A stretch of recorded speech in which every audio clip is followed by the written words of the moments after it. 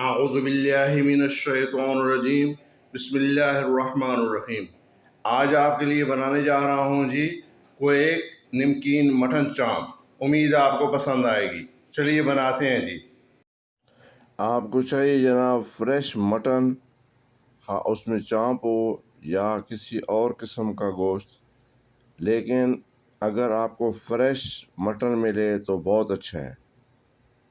اس میں مقدار آپ پہ منحصر ہے، آپ کتنا بنانا چاہتے ہیں اس کے حساب سے آپ لے لیں۔ اس کے بعد آپ کو چاہیے جناب ٹماٹر، ہری مرچ اور ادرک کا پیس۔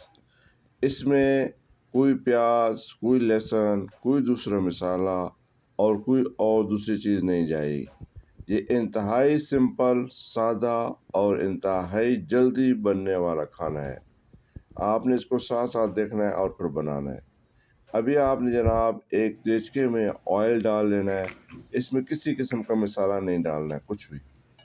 آئل ڈال لینا ہے۔ آئل کو آپ نے اس کو میں سے تھوڑا سا گرم ہونے دینا ہے، ہلکا سا۔ جب یہ تھوڑا سا گرم ہو جائے تو اس میں آپ نے اس میں گوشت اور نمک ڈال دینا ہے اور اس کو گلنے کے لیے رکھ دینا ہے۔ گوشت اور نمک اور اس کو اچھے طریقے سے ملا کر اس میں تھوڑا سا آپ نے پانی میں ڈال دینا ہے۔ دیکھیے نمک میں نے ڈال دیا اور ابھی اس کو تھوڑا سا مکس کرنے کے بعد ابھی اس میں آپ نے تھوڑا سا پانی بھی ڈال دینا ہے جی۔ یہ دیکھیے میں نے پانی ڈال دیا۔ پانی ڈال کے آپ نے اس کو تقریباً 10 منٹ کے لیے ڈھانپ کے رکھ دینا ہے۔ اوپر دیکھے کا ڈھکن لگا دیں اور 10 منٹ کے لیے ڈھانپ کے رکھ لیں۔ یہ دیکھیں 10 منٹ کے بعد آپ جب ڈھکن اتاریں گے اس کی یہ شکل ہو جائے گی۔ دوبارہ اس کو آپ نے اسی طرح 10 منٹ کے لیے اور ڈھانپ کے رکھ دینا ہے۔ ابھی 10 منٹ کے بعد آپ دیکھیں گے تو یہ تقریباً یہ جو گوشت ہے، اس گوشت نے ہڈیوں کو چھوڑنا شروع کر دیا ہے۔ اس کا مطلب ہے آپ کا یہ گوشت گل چکا ہے۔ اور ابھی آپ نے اس میں کاٹے ہوئے ٹماٹر اور آپ کے پاس جو ہری مرچ ہے اس کو ڈال دینا ہے اور ان کو بھی اس کے اندر اچھے طریقے سے گلنے دینا ہے۔ اس میں تھوڑا سا آپ نے اور نمک اور اس کے بعد آپ نے اس میں کالی مرچ ڈال دینا ہے، بس اور کوئی مسالہ نہیں ڈالنا جی۔ نمک اور کالی مرچ ڈال کے اور سبز مرچ ڈال کے ان کو آپ نے اچھے طریقے سے مکس کر لینا ہے۔ یہ جب گوشت، ٹماٹر، ہری مرچ، کالی مرچ، نمک اچھے طریقے سے مکس ہو جائیں، ان کو پھر آپ نے 10 منٹ کے لیے بند کر کے رکھ دینا ہے ڈھانپ کے۔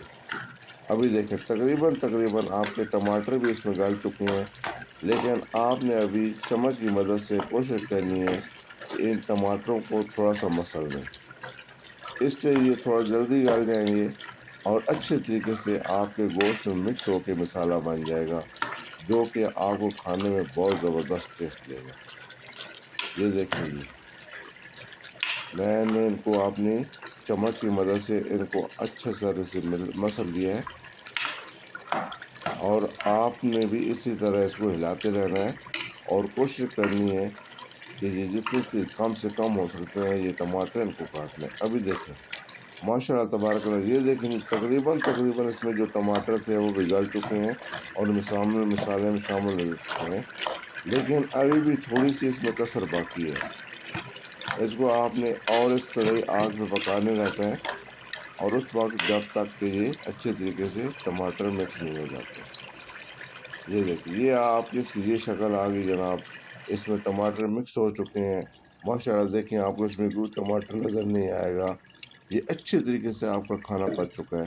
ابھی آپ اس میں گرم مسالہ ڈالیں، اس کے بعد اس میں جناب آپ دھنیا ڈالیں۔